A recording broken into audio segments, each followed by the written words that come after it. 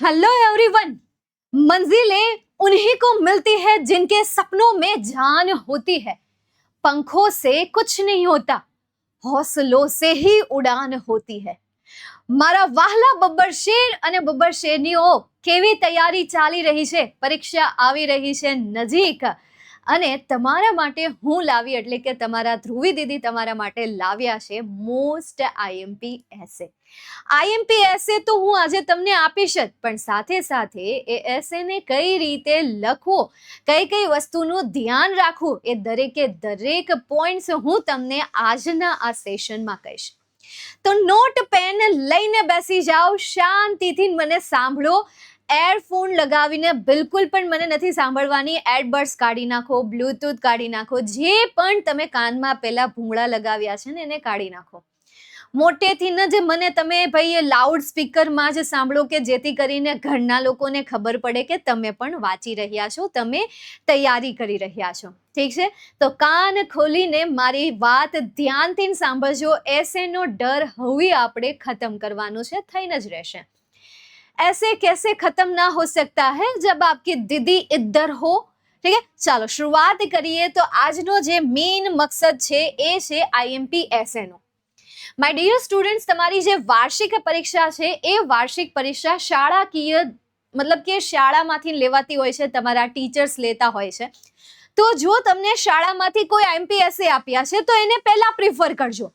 તમારે આજના આ સેશનમાંથી શીખવાનું શું છે કે તમને જે તમારા શાળામાંથી આઈએમપી એસે આપવામાં આવ્યા છે એ આઈએમપી એસેને કઈ રીતે લખવા કે જેથી કરીને એસેમાં માર્ક્સ વધારી શકાય, એસેમાં માર્ક્સ કપાતા અટકાવી શકાય. એવું તો કેવું પ્રેઝન્ટેશન કરવું કે જે પ્રેઝન્ટેશન માર્ક વધારવા માટે મદદ કરે. તો ધ્યાનથી સાંભળો. સૌથી પહેલા આઈએમપી એસે આપણે ચર્ચા કરી લઈએ.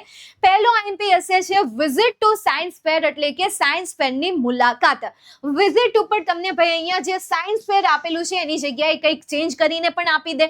ઉનકા મનકા મોરલા, સાયન્સ ફેરની જગ્યાએ મે બી તમને ફન ફેર આપી દીધું હોય કે ફન ફેરની મુલાકાત લેવાની એટસેટ્રા. ભાઈ અહીંયા વિઝિટ ટુ જે છે ત્યાં કોઈ પ્લેસનું નામ આપી દીધું હોય કે આ જગ્યાની મુલાકાત લીધી, ઢીકણી જગ્યાની મુલાકાત લીધી, તો આ જે પાછળના જે નામ છે એ નામ ચેન્જ થઈ શકે. નેક્સ્ટ એના પછી માય બેસ્ટ ફ્રેન્ડ, એટલે કે તમારો ખાસ મિત્ર. પ્રથમ પરીક્ષામાં પણ આ મહત્વનો એસે હતો, દ્વિતીય પરીક્ષામાં પણ મહત્વનો છે, અને આ તૃતીય એટલે કે તમારી જે વાર્ષિક પરીક્ષા છે વાર્ષિક પરીક્ષામાં પણ આ મહત્વનો એસે છે. Okay, done. ચાલો જોઈએ હવે આપણે એસેની એક રીત જોઈ લઈએ, પછી આઈએમપી એસે તરફ જઈશું. આ બેમાંથી એક એસેની રીત જોઈએ કે એસે લખતી વખતે ધ્યાન શું રાખવાનું. તો માય ડિયર સ્ટુડન્ટ, જ્યારે તમને મતલબ કે પરીક્ષામાં તમને 3 એસે આપેલા હશે, 3 તો લખવાના નહીં. ઘણી વખત જો વિદ્યાર્થીઓ શું કરે કે એમને 2 એસે આવડતા હોય ને તો બે એસે લખી નાખશે, એવું વિચારીને કે ભાઈ ટીચરને જે ગમશે ને એ એસેના માર્ક્સ એ તમને આપશે. એવું કશું જ નથી હોતું. સાચું કહું ને તો તમે જો 2 એસે લખ્યા હોય ને એમાં તમે જે સૌથી પહેલા એસે લખ્યો છે ને એના માર્ક્સ મળશે, બીજા એસેના માર્ક્સ તમને નહીં મળે. અને જો કદાચ તમને નહીં જ મળે, હા તમે રહેવા જ દો, તમને જો 3 એસે આપેલા છે તો એ 3 એસેમાંથી કોઈ એક જ એસે લખો, સમય વધે છે તો બાકીના સવાલને રિવાઇઝ કરવામાં કાઢો. મતલબ કે જે તમે જવાબ લખ્યા છે એથી લઈને ડી વિભાગમાં જે જવાબો લખ્યા છે, શું એ કરેક્ટ છે, એ પરફેક્ટ લખ્યા છે, પ્રેઝન્ટેશન પરફેક્ટ છે, ક્યાંય કોઈ સવાલ બાકી રહ્યો છે કે નહીં, એ બસ તમે શાંતિથી જોઈ લો અને પેપરને શાંતિથી ખતમ કરો. બાકી અથવાના કોઈ પણ સવાલ લખતા નહીં, દોઢા નો થતા, કારણ કે દોઢ ડાયા હોય ને એને હંમેશા પોતાની એક એક્ટિવિટી પછી પછતાવવું પડે. તો આપણે પછતાવાનું નથી બિલકુલ પણ નહીં. ચાલો જોઈએ. એસે લખો ત્યારે મિડલ પેજમાં એ એસેનું ટાઇટલ આપો. ત્યારબાદ સીધી એક કોઈટ લખો. તમે બધા બહુ માહિર છો કોઈટ બનાવવામાં. તમને ન આવડે ને પંક્તિઓ લખવાની, કાં તો તમે હિન્દી ભાષામાં લખી શકો, કાં તો ગુજરાતી ભાષામાં લખી શકો, કાં તો ઇંગ્લિશ ભાષામાં લખી શકો. આ 3 ભાષામાંથી કોઈ પણ ભાષાનો ઉપયોગ કરી શકાય. એ સિવાયની લેંગ્વેજ તમને આવડે છે, જેમ કે જર્મન લેંગ્વેજ, જેમ કે સંસ્કૃત લેંગ્વેજ, તો એ લેંગ્વેજના કોઇટ્સ પણ તમે લખી શકો છો. કોઇટ્સ નથી આવડતા, એસે રિલેટેડ કોઇટ્સ નથી આવડતા તો જાતે બનાવીને લખો. बस कुछ भी लिख दो 2 लाइन में આવી રીતે કહેવાય ને કે ડબલ ઇન્વર્ટેડ કોમામાં પંક્તિ જેવું લાગવું જોઈએ, શેના જેવું લાગવું જોઈએ, પંક્તિ જેવું લાગવું જોઈએ. એટલે એ રીતે જો મેં શું કર્યું છે, મેં કોઈ વસ્તુ નવી નથી કરી, અહીંયા ખાલી મેં એટલું લખ્યું, दोस्त दवा से भी ज्यादा अच्छे होते हैं क्योंकि अच्छी दोस्ती की कोई एक्सपायरी डेट नहीं होती. શું છે આ? એક લાઈન છે, એ લાઈનને મેં એઝ ધ પંક્તિ તરીકે લખી દીધી. એસે કેટલો સરસ દેખાય. હવે આ જ એસેને હું મારા સરસ મજાના અક્ષરે પેપરમાં લખી નાખું તો આ એસે દેખાવમાં સારો લાગે. કારણ કે શરૂઆત શેનાથી કરી? શાયરીથી કરી. તમે જુઓ, આજ અત્યારના લેક્ચરની શરૂઆત મેં શાયરીથી કરી તો તમને વધારે ગમ્યું હશે. શાયરી હર કોઈને પસંદ આવે, અને એમાં દિલ ટૂટા આશિક હોય. તમે તો જો કે નથી, તમે તો અત્યારે સ્ટુડન્ટ્સ છો એટલે તમને એ બધી ખબર ન પડે, એવું મને ખબર છે. એવું માની અને એસા હી હે. મારા નાના નાના છોકરાઓ બિચારા કેટલા માસૂમ. ચલો હવે એ માસુમિયતને આપણે સાઈડમાં મૂકીએ ને તમે અહીંયા આવી જાઓ. તો આવી રીતે પંક્તિથી શરૂઆત કરો. બેસ્ટમાં બેસ્ટ સ્ટાર્ટિંગ રહેશે. નેક્સ્ટ પેરેગ્રાફ લખવાની શરૂઆત કરો. પેરેગ્રાફ તમને જાતે બનાવતા નથી આવડતા તો એને પાકા કરો. પાકા કઈ રીતે કરવા? હવે હું તમને યાદ રાખવાની એક મેથડ આપું છું. એ મેથડને હું કહું છું પેરોટ મેથડ. કેવી મેથડ? પેરોટ મેથડ એને કહું છું. જ્યારે આપણે નાના હતા, 1 થી 5 ધોરણમાં ભણતા હતા, ત્યારે આપણને એસે યાદ રહી જતો હતો. કેમ? કારણ કે આપણા મમ્મી, આપણા ટીચર એ આપણી પાસે આ એસેને બોલીને લખીને અઢળક વાર લખીને આપણી પાસે એમણે પ્રેક્ટિસ કરાવી છે. એટલા માટે આપણને એ સમયે એસે યાદ રહી જતા હતા. પરંતુ રાઈટ નાઉ આપણે એ બધી વસ્તુ કરી જ નથી શકતા. પતા નહીં ક્યું, पता नहीं ऐसा क्यों होता है कि ना कर पा रहे हैं ऐसा कुछ भी. તો બસ હવે જે 1 થી 5 ધોરણ સુધી જો આપણું રિઝલ્ટ બહુ સારું હતું, 1 થી 5, 1 થી 6 ધોરણ સુધી આપણું રિઝલ્ટ સારું હતું, કારણ કે આપણા મમ્મી આપણને તૈયારી કરાવતા હતા, આપણા ટીચર આપણને એવી તૈયારી કરાવતા હતા અને આપણે કરતા હતા. અને એના લીધે આપણે 90%, 99%, 95% યાદ આવે છે. પહેલા ધોરણમાં કંઈક આવા માર્ક્સ આવતા હતા, બીજા ધોરણમાં પણ કંઈક સમથિંગ એવા માર્ક્સ આવતા હતા. મતલબ કે 9ડાની લાઈનમાં આપણે માર્ક્સ જોયા છે, 9ડા 8ડાની લાઈનમાં માર્ક્સ જોયા છે. પણ જ્યારથી આપણે જાતે ભણવાનું શરૂ કર્યું છે, જ્યારથી ટીચરે આપણને એવું કહેવાનું શરૂ કરી દીધું કે તમે જાતે કરો, તમે જાતે કરો, તમે જાતે કરો, અને આપણે જાતે કરવામાં કરી નાખ્યું આપણું જ. તો હવે પાછા જાગો અને નાના બચ્ચા બની જાઓ અને રિપીટ કરવાનું શરૂ કરો, બોલવાનું શરૂ કરો. My best friend's name is Mansi. અચ્છા, સેન્ટેન્સને રિપીટ કરો. એક સેન્ટેન્સને રિપીટ કરો. My best friend's name is Mansi. My best friend name is Mansi. My best friend's name is Mansi. હવે આ સેન્ટેન્સને પેજ એક કોરું પન્નું લો અને એ કોરા પન્નામાં લખવાનું છે. મેં તમને આ વિડીયો સ્પીકર ઉપર રાખીને શું કામ કીધું કે જો કદાચ તમારા માતા પિતા સાંભળતા હોય, માતા સાંભળતા હોય, તો એ તમને ફરીથી આ પ્રોસેસ ચાલુ કરાવી શકે. બરાબર? ભલે આ લેવલનું નહીં, પરંતુ તમારા મોટા ભાઈ બહેન હશે અથવા તો તમે ખુદ મોટા હોય તો તમારે રિસ્પોન્સિબલ તો બનવું જ પડશે. નેક્સ્ટ એના પછી ગુજરાતી શું થાય એ પણ સમજવાનું. આને સાંભળો, આને બોલો, આને લખો. આ સેન્ટેન્સ તમને યાદ રહી જશે. થોડો સમય લેશે, થોડી વાર લાગશે, પણ ઇટ્સ ઓકે. પણ એક બેસ્ટ એસે તૈયાર થશે અને તમે તમારાનું એક બેસ્ટ વર્ઝન બનશો, એક શ્રેષ્ઠ વર્ઝન બનશો, જે અત્યાર સુધી ક્યારેય નથી કર્યું. ચાલો એની શરૂઆત આપણે આજથી જ કરીએ. નેક્સ્ટ સેન્ટેન્સ વાંચીએ. We are of the same age. We are of the same age. We are of the same age. We are of the same age. And she is 15 years old. And she is 15 years old. She is 15 years old. And she is 15 years old. ત્રણેય sentence ને એક સાથે બોલો. ચલો, પહેલું sentence શું હતું? આંખો બંધ કરો અને આંખો બંધ કરીને બોલવાની કોશિશ કરો. My best friend's name is Mansi. We are the same. અચ્છા, ભૂલાઈ ગયું તો ફરીથી તમારી આંખોને ખોલો, બુકમાં જુઓ કે આખું સેન્ટેન્સ શું હતું. બુકમાં જોઈને ફરીથી આખું સેન્ટેન્સ બોલો. We are of the same age and she is 15 years old. ચલો, ફરીથી આંખો બંધ કરીને ત્રણેય સેન્ટેન્સ એક સાથે બોલવાની કોશિશ કરો. My best friend's name is Mansi. We are the same of age. હવે પાછું ઓફ એજ ભૂલ ક્યાં પડે? જ્યારે તમે અહીંયાથી લાસ્ટ સેન્ટેન્સ જ્યાં ભૂલ પડે છે ને એ સેન્ટેન્સને 10 થી 12 વખત લખી નાખો, 10 થી 12 વખત રિપીટ કરી નાખો. જો હું તમારી જગ્યાએ આવીને તમારી સિચ્યુએશન હું તમને એક્સપ્લેન કરું છું કે સેન્ટેન્સને આપણે ભૂલી જઈએ છીએ, સેન્ટેન્સ આપણને યાદ નથી રહેતા, શબ્દ આડાહવડા થઈ જાય છે. તો એ શબ્દને પરફેક્શન આપવા માટે લખવાની જે મેથડ હતી તમારી, એનો તમે ઉપયોગ કરો. બેસ્ટમાં બેસ્ટ મેથડ છે. આવી રીતે તમે આખો પેરેગ્રાફ તૈયાર કરો, એનું ગુજરાતી કરતા જાઓ, એને સમજતા જાઓ, સેન્ટેન્સ બાય સેન્ટેન્સ એને કલેક્ટ કરતા જાઓ, તમારા દિમાગમાં અહીંયા ફિટ કરતા જાઓ. જ્યાં સુધી તમને યાદ ન રહે ત્યાં સુધી હાથ ધોઈને એની પાછળ પડી જાઓ. કોઈને તેવડ છે કે એસેમાં તમારા માર્ક્સ કાપી શકે? આ 6 માર્ક્સના પૂછાતા નિબંધમાં તમારો 1 પણ માર્ક્સ ન કપાય જો તમે આ લેવલની તૈયારી કરો તો. નાના હતા ત્યારે નહોતા કપાતા આપણા, કારણ કે આપણા મમ્મી આપણને ટ્રેન કરતા હતા, આપણા ટીચર આપણને ટ્રેન કરતા હતા, પણ આપણે એની પાસેથી કંઈ શીખ્યા જ નહીં. તો જાગો બેટા જાગો, જાગ્યા ત્યાંથી સવાર, ભાગો બેટા ભાગો, એવી દોડ લગાડો, એવી દોડ લગાડો કે ઘોડો પણ વિચારે કે કયું કે તું શું ખાય છે, કયા પ્રકારનું તારી પાસે પ્રોટીન છે, એને પણ અંદરથી સવાલ થવો જોઈએ. ચાલો નેક્સ્ટ આગળ જઈએ. બીજી જરૂરી વસ્તુ, એક તો તમારે પેરોટ મેથડ લેવાની છે, બરાબર. બીજું તમારે સમજદારી વાળું કામ કરવાનું છે. કહેવાય છે કે આઉલ નામનું જે પક્ષી છે એ સમજદાર પક્ષી કહેવાય. તો હવે તમારે આઉલ નામની મેથડ યુઝ કરવાની છે કે સમજીને એસે પાકો કરવાનો છે. જેમ કે આ સેન્ટેન્સ છે, Mansi is a very clever student. What is the meaning of this sentence? આ સેન્ટેન્સ શું કહેવા માંગે છે? ચલો તમને આઈડિયા આવે છે કે આ સેન્ટેન્સ શું કહેવા માંગે છે? Mansi is a very clever student. Mansi ખૂબ જ ક્લેવર સ્ટુડન્ટ છે. ક્લેવર એટલે કે હોશિયાર, હોશિયાર વિદ્યાર્થી છે. She works hard and always gets the highest marks in our class.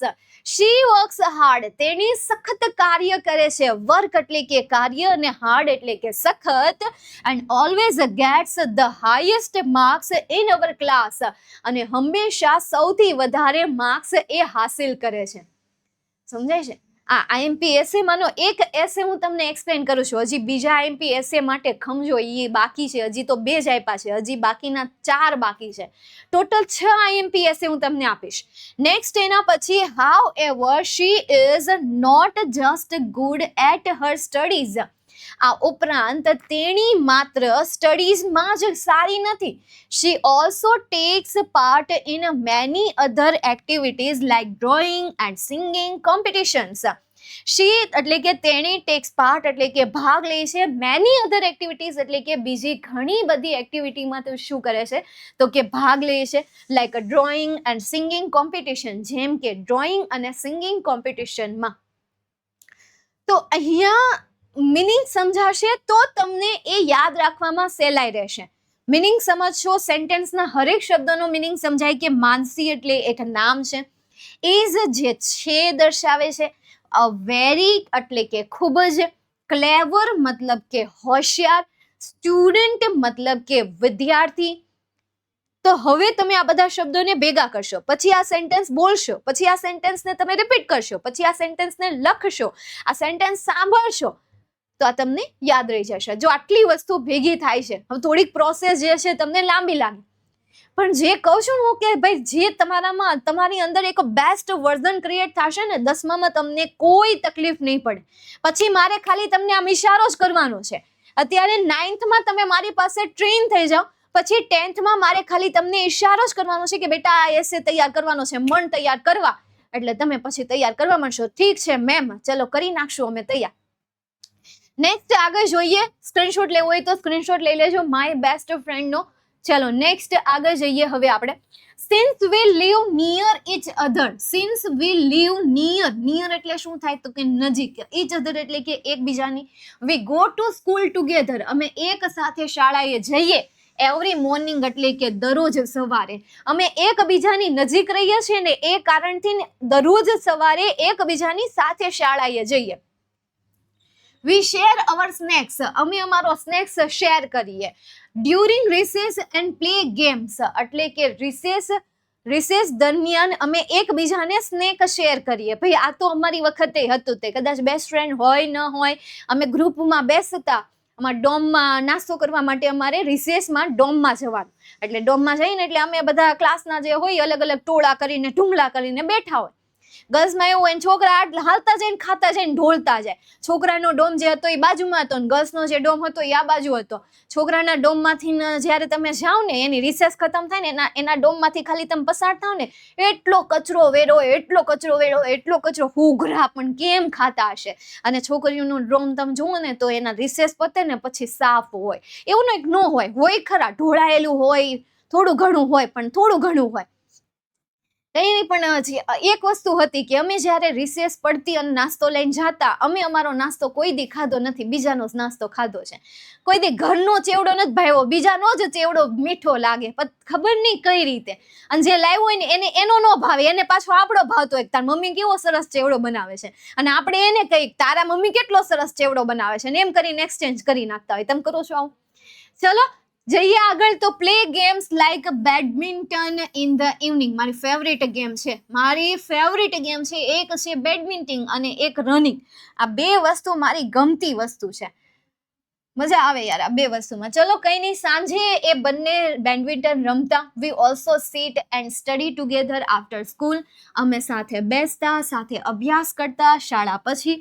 When I have a doubt in any subject, જ્યારે મને કોઈ પણ વિષયમાં ડાઉટ થતો, શી ઓલવેઝ હેલ્પ્સ. શી એટલે કે તેણી, ઓલવેઝ એટલે હંમેશા, હેલ્પ્સ એટલે મદદ કરે છે, મી એટલે મને, અન્ડરસ્ટેન્ડ ઇટ એટલે કે તેને સમજવામાં. તેણી મને હંમેશા સમજવામાં મદદ કરે છે. And we finish our homework together, અને અમે એક સાથે અમારું હોમવર્ક પૂર્ણ કરતા.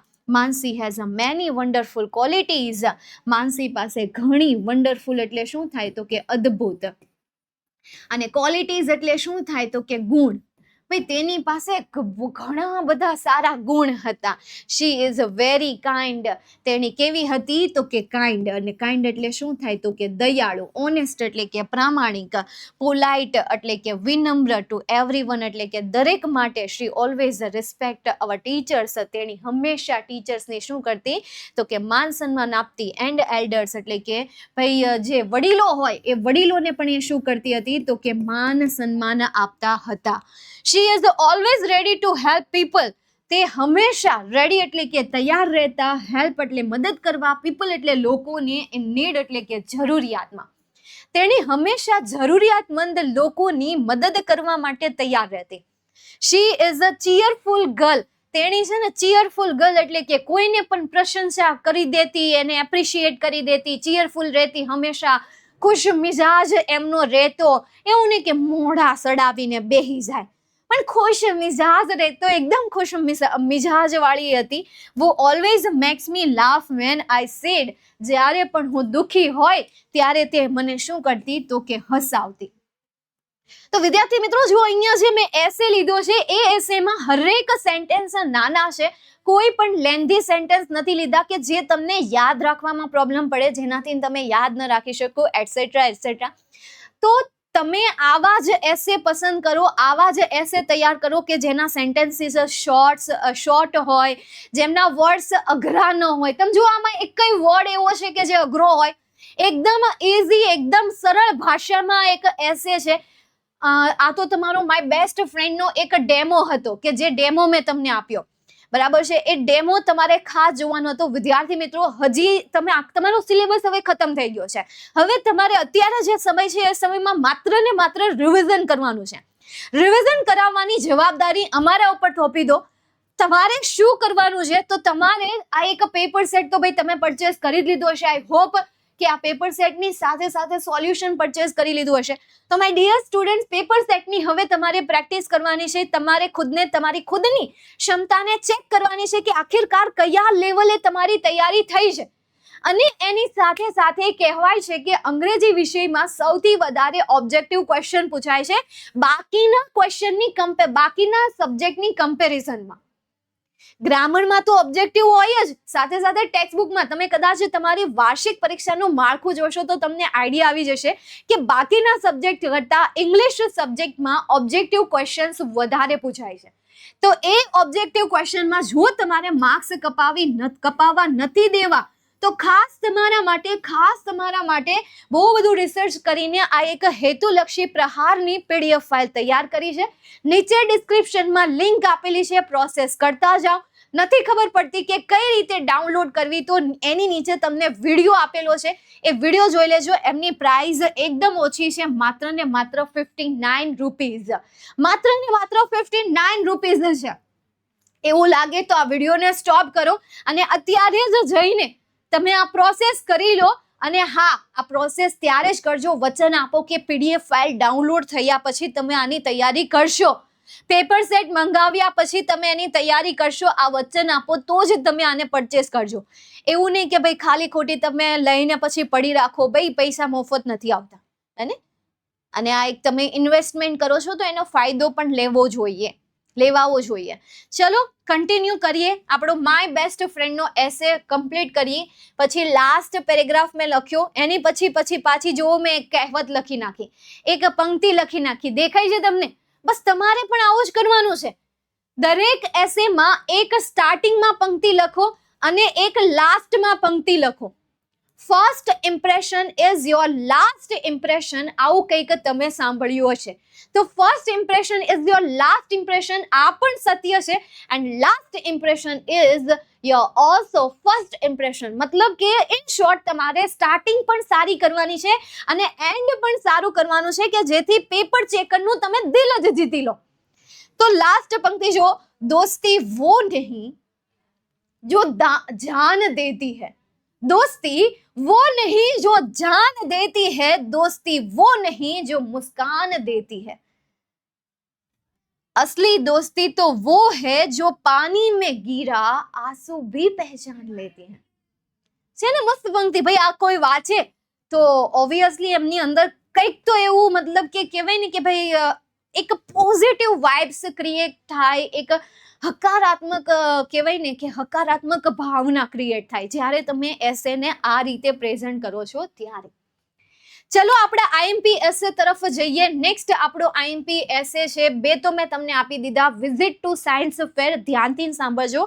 Second my best friend. Third છે ઇમ્પોર્ટન્સ ઓફ ટ્રીઝ. હવે આના ઓપ્શનમાં તમને સેવ ટ્રીઝ આપી દે. શું આપી દે? સેવ ટ્રીઝ. તો બંને સેમ જ થાય, અથવા તો એન્વાયરમેન્ટ આપી દે. બરાબર, 10માં તો આ એસે આવવાનો છે. એન્વાયરમેન્ટને લગતું કોઈ ટાઇટલ આપી દે તો તમારે એમાં સેમ જ આન્સર લખવાના રહેશે. Next pollution in cities. તો હવે અહીંયા તમને પોલ્યુશન આપેલું છે, મે બી ખાલી પોલ્યુશન તમને આપી દે તો પણ તમારે સેમ આન્સર લખવાનો છે. બીજી એક વસ્તુ, તમને એસેની નીચે આવી રીતે પોઈન્ટ્સ આપેલા હોય છે કે જે પોઈન્ટ્સ તમને એસે લખવામાં મદદ કરે છે. તો જ્યારે તમે કોઈ પણ પ્રકારના સેન્ટેન્સની શરૂઆત કરવાનું ભૂલી જાઓ છો, વચ્ચે અટકી જાઓ છો, તો આ પોઈન્ટ્સની હેલ્પ લેજો. આ પોઈન્ટ્સ તમને મદદ કરશે કે કયો મુદ્દો લખવાનો રહી ગયો છે. અને આ પોઈન્ટ્સ હોય જ છે એના માટે કે એસે તમારે કઈ ફોર્મેશનમાં લખવું એ તમને સજેસ્ટ કરે છે. એ સજેશન માટે તમને આ પોઈન્ટ્સ આપેલા હોય છે. તો આ પોઈન્ટ્સનો યુઝ કરજો. મેં આગળનો જે એસે લખ્યો છે ને, માય બેસ્ટ ફ્રેન્ડ, એ પોઈન્ટ્સને ધ્યાનમાં રાખીને જ લખ્યો છે. જેમ કે જો મેં પહેલા એનું નામ મેન્શન કર્યું હતું, પછી એની એજ મેન્શન કરી હતી, પછી મેં ક્લેવર સ્ટુડન્ટ વિશે કીધું હતું, પછી એની અધર એક્ટિવિટીઝ વિશે કીધું હતું, ગો ટુ સ્કૂલ ટુગેધર વાળું મેન્શન કર્યું હતું, એક સાથે રમે છે એનું પણ સેન્ટેન્સ હતું, બેડમિન્ટન એક સાથે રમે છે એ સિવાયની બીજી ઘણી ગેમ, સ્ટડી ટુગેધર એક સાથે અભ્યાસ કરે છે, હર ક્વોલિટીઝ તેણીની ક્વોલિટી વિશે વાત કરેલી છે, કાઇન્ડ છે એ, બરાબર, રિસ્પેક્ટફુલ પર્સન છે તો ભાઈ એમની qualities, your feeling for her, ભાઈ તેના માટેની તમારી લાગણીઓ શું છે એ પણ લાસ્ટ લાઈનમાં આપણે લખેલું છે. તો આ જ પોઈન્ટ્સને ફોલો કરીને એ એસેનો આન્સર મેં બનાવ્યો છે. કદાચ તમને આ આન્સર, કદાચ તો શું, આઈ એમ 100% શ્યોર આવો આન્સર તમને કોઈ પણ જગ્યાએ જોવા નહીં મળે, બિલકુલ પણ નહીં. આમના હરેક સેન્ટેન્સ મેં જાતે મતલબ કે તમારી જગ્યાએ રહીને વિચારીને પછી બનાવ્યા છે ઇઝી ફોર્મેટમાં. ચલો નેક્સ્ટ આગળ જઈએ. તો pollution in city clear. Next number 5 પર છે માય ફેવરિટ ટીચર, કે જે ધોરણ 10 માટે પણ મહત્વનો છે. નેક્સ્ટ માય હોબી, એટલે કે તમારી પસંદ નાપસંદ, તમારો શોખ, એના ઉપર. તો આ 6 એસે મારા મત પ્રમાણે સૌથી આઈએમપી એસે છે. હજી હું એક કહેવાય ને કે ફૂદડી તરીકે એક એસે કહી દઉં, Gujarat in progress. I think આ એસે તમારે તૈયાર કરી નાખવો જોઈએ. ફરી એક વખત બોલી દઉં છું, લખી નાખજો, ગુજરાત ઇન પ્રોગ્રેસ સમથિંગ આવું કંઈક એસે તમારે આવે છે 9th સ્ટાન્ડર્ડમાં, તો એ પણ તમે તૈયાર કરી લેજો. બીજું કે દીદી અમારે આ 6 જે એસે છે એ એસેના આન્સર તમારી પાસેથી જોઈએ છે. તો મારા વહાલા વિદ્યાર્થી મિત્રો, જે રીતે ધોરણ 10માં વન શોટના સેશન શરૂ કર્યા હતા, તમારા માટે પણ કંઈક એવો ખાસ પ્લાનિંગ કરી રહ્યા છીએ. તો એમાં હું તમને આ 6 એસેના આન્સર આપી દઈશ. તમે સ્ક્રીનશોટ પાડી લેજો અથવા તો PDF ફાઇલ ડાઉનલોડ કરી શકો છો. ક્યાંથી? તો કે વોટ્સઅપ ચેનલમાંથી, આપણી યુથ એજ્યુકેશનની એપ્લિકેશનમાંથી. ઓકે, ત્યાંથી તમને મળી જશે. બાકી અત્યારે IMPSના આ નાના અમથા વિડીયોને અહીંયા સુધી રાખીએ. કેવો લાગ્યો આ સેશન, કેવો લાગ્યો આ વિડીયો, તમને આનાથી કેટલી મદદ મળી એ નીચે કમેન્ટમાં જરૂરથી જણાવજો. તમારા વ્યૂઝ નીચે જરૂરથી જણાવજો, એ મારા માટે ખૂબ જ મેટર કરે છે. Bye, take care, see you soon. ફરી એક વખત કોઈ મહત્વના ટોપિક સાથે મળીશું. બાય.